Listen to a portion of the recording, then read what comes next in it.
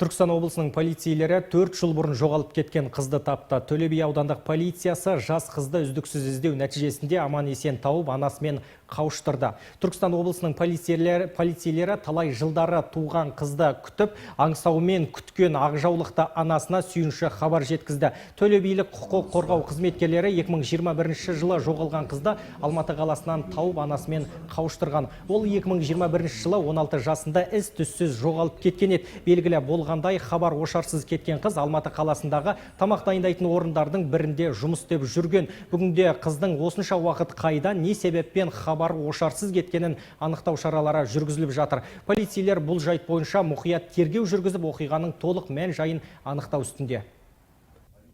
Төле би ауданының полиция учаскесіне арызданған болатынмын. Із-түссіз жоғалып кетіп, міне бүгінгі таңда 2025-те аман-есен Аллахқа шүкір тауып отыр.